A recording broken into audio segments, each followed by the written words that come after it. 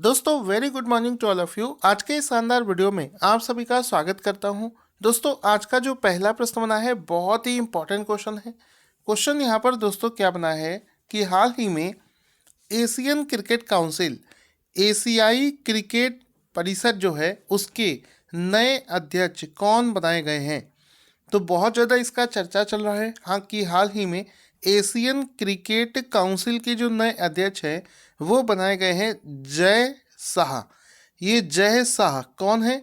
ये भारत के जो होम मिनिस्टर हैं अमित शाह उनके बेटे हैं जय शाह, जिनको हाल ही में एशियन क्रिकेट काउंसिल का नया अध्यक्ष बनाया गया है।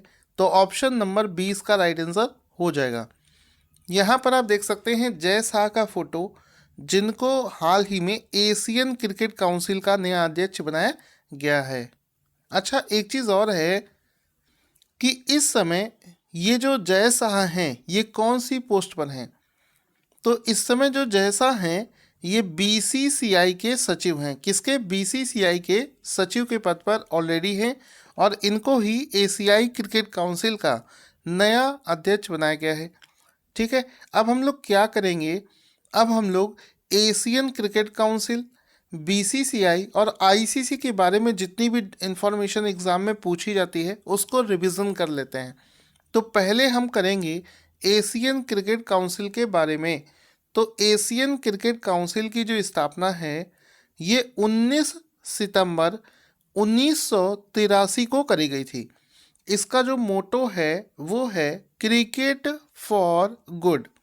इसका जो हेडक्वार्टर है वो है कोलंबो, श्रीलंका में। इसके चेयरमैन का नाम है अमिताभ चौधरी। इसके प्रेसिडेंट यानी कि अध्यक्ष का नाम है जय शाह। ठीक है, तो चेयरमैन का नाम है अमिताभ चौधरी और अध्यक्ष प्रेसिडेंट का नाम है जय शाह, जो कि हाल ही में अपॉइंट कर दिए गए हैं। अब हम लोग चूंकि इसके बारे में डिस्कशन हुआ है तो हम लोग आईसीसी के बारे में भी देख लेते हैं। आईसीसी का जो हेडक्वार्टर है ये दुबई में स्थित है, यूएई में। आईसीसी के सीईओ का नाम है मनु सहानी और इसके चेयरमैन का नाम है ग्रेग बार्कले। ये जो ग्रेग बार्कले है ये मोस्ट इम्पॉर्टेंट है, अभी एक एग्ज़ाम में पूछा भी गया था। इसी के साथ साथ में अब हम लोग चलते हैं बीसीसीआई की तरफ। तो बीसीसीआई के बारे में आप देख सकते हैं बीसीसीआई के प्रेसिडेंट का नाम है सौरभ गांगुली। उसके वाइस प्रेसिडेंट का नाम है राजीव शुक्ला और इसके सेक्रेटरी का नाम है जय शाह, जो कि मैं आपको पहले ही बता चुका हूँ। नोट, आपको ये भी पता होना चाहिए कि इस समय भारतीय मेंस क्रिकेट टीम जो है उसके कोच का नाम है रवि शास्त्री। भारतीय महिला क्रिकेट टीम जो है उसके कोच का नाम है वूरकेरी रमन। तो वूरकेरी रमन उनका नाम है। दोस्तों अगर आपको हमारा वीडियो पसंद आता है तो इसको लाइक और शेयर करके हमारा हौसला बढ़ाना ना भूलें। क्वेश्चन बनेगा कि केरल के किस शहर में पहला जेंडर पार्क स्थापित किया गया है। तो भारत का पहला राज्य जहां पर जेंडर पार्क स्थापित किया गया है वो है केरल। और केरल के कौन से शहर में किया गया है? तो केरल की एक जगह है जिसका नाम है कोझिकोड। तो केरल के कोझिकोड में पहला जेंडर पार्क स्थापित किया गया है। इस जेंडर पार्क के स्थापित किए जाने के पीछे का उद्देश्य क्या होता है? इसका उद्देश्य होता है कि राज्य के अंदर हर एक व्यवस्था में जेंडर इक्वलिटी में को मेंटेन करना है। इस उद्देश्य के साथ में इस पार्क को स्थापित किया गया है। अगले क्वेश्चन की तरफ चलते हैं। ये क्वेश्चन जो है ये इम्पोर्टेंट क्वेश्चन है। ठीक है, वेरी इंपॉर्टेंट क्वेश्चन है। क्वेश्चन क्या है कि भारत न्याय रिपोर्ट 2020 इंडिया जस्टिस रिपोर्ट 2020 किसके द्वारा जारी किया गया है? तो हाल ही में ये जो रिपोर्ट है जिसका नाम है इंडिया जस्टिस रिपोर्ट 2020, इसको लॉन्च किया गया है टाटा ट्रस्ट के द्वारा। तो ऑप्शन नंबर ए सही हो जाएगा कि हाल ही में टाटा ट्रस्ट के द्वारा इंडिया जस्टिस रिपोर्ट 2020 को लॉन्च कर दिया गया है। इस रिपोर्ट में क्या डिस्कस किया जाता है? ये जो रिपोर्ट हाल ही में जारी की गई है इसमें क्या होता है, भारत के अंदर जो पुलिस होती है उसके ऊपर कितना खर्चा किया जाता है, उसकी वैकेंसी किस हिसाब से है, किस राज्य में कितने लोगों की उसकी में पोस्टिंग है, कितनी महिला पुलिस ऑफिसर्स को प्रतिनिधित्व दिया गया है, और एससी, एसटी और ओबीसी कैटेगरी से कितने कितने पुलिस वालों को नौकरी प्रदान करी गई है, इन सभी चीज़ों को लेकर ये रिपोर्ट जो है अध्ययन करती है। जैसा कि आप इस इमेज में देख पा रहे होंगे कि भारत के 25 राज्यों में इसका अध्ययन किया गया है, और यहाँ से जो फाइंडिंग्स निकल कर आई हैं उससे एग्ज़ाम में क्वेश्चन पूछा जाएगा। जैसे कि महाराष्ट्र जो है, इसको 2019 के तरीके इस बार भी पहली रैंक प्राप्त हुई है। तमिलनाडु को इसमें दूसरी रैंक प्राप्त हुई है। तेलंगाना को तीसरी रैंक प्राप्त हुई है, यानी कि इन राज्यों की जो पुलिस है वो सबसे ज़्यादा व्यवस्थित है और सबसे अच्छे तरीके से काम कर रही है। इसके अलावा भी टॉप 10 की रैंक आपको दिख रही है। जिस भी राज्य से आप बिलोंग करते हैं, आपको अपने राज्य की रैंकिंग पता होना चाहिए, क्योंकि वो एग्ज़ाम में पूछी जा सकती है। अब इसी तरीके से अगर हम लोग स्मॉल स्टेट्स की बात करें, तो त्रिपुरा को स्मॉल स्टेट्स में पहले स्थान पर, सिक्किम को दूसरे और गोवा को तीसरे स्थान पर रखा गया है। ठीक है, तो स्मॉल स्टेट्स की रैंक आप यहाँ से देख सकते हैं। आगे चलते हैं। इसमें देखो टॉप के 3 जो आपसे पूछे जा सकते हैं, महाराष्ट्र पहले, तमिलनाडु दूसरे और तेलंगाना तीसरे स्थान पर आता है। ये टॉप के 3 स्टेट्स आप देख सकते हैं किस रिपोर्ट में, इंडिया जस्टिस रिपोर्ट 2020 में।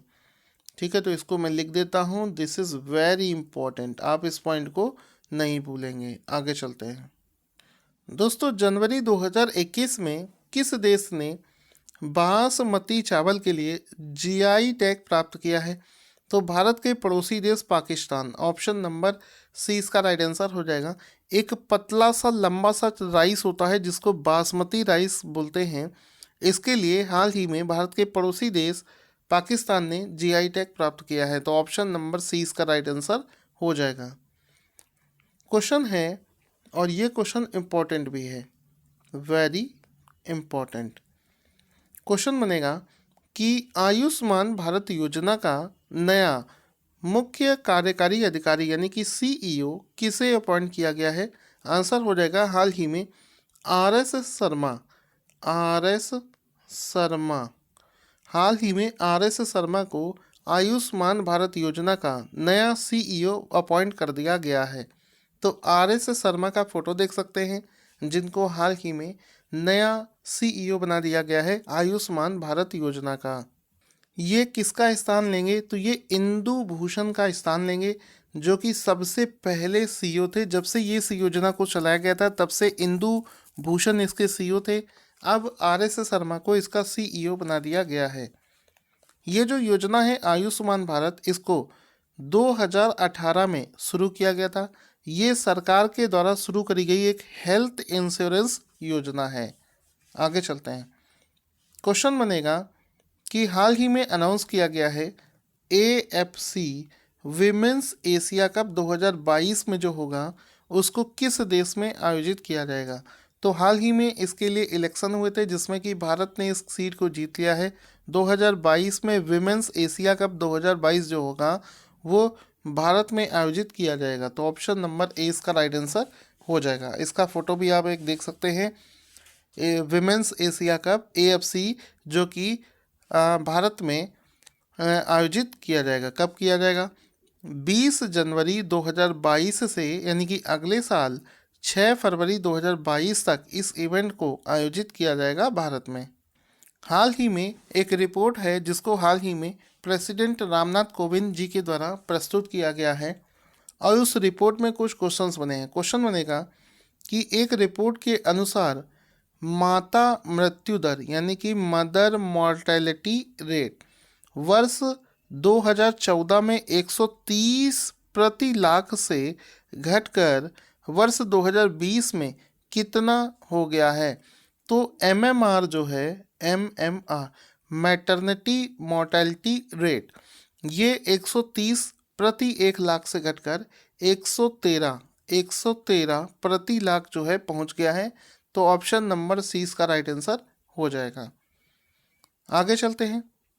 क्वेश्चन बनेगा कि लाला लाजपत राय की जयंती प्रति वर्ष किस दिन मनाई जाती है? तो एवरी ईयर लाला लाजपत राय की जो जयंती है ये 28 जनवरी, यहाँ पर जो जुलाई लिखा है ये सभी ऑप्शंस में इसको जनवरी करेंगे, ये जनवरी है। ठीक है, तो एवरी ईयर 28 जनवरी को लाला लाजपत राय की हो जाएगा ऑप्शन नंबर बी 28 जनवरी। इसको जुलाई की जगह जनवरी करेंगे। लाला लाजपत राय की जयंती हर साल 28 जनवरी को मनाई जाती है। अब लाला लाजपत राय से एग्जाम में बहुत सारे क्वेश्चंस पूछे जाते हैं, उसको भी देखेंगे। पहला प्रश्न देखो क्या बनेगा, इससे जुड़े हुए रिलेटेड जितने भी फैक्ट्स हैं उनको डिस्कस करेंगे।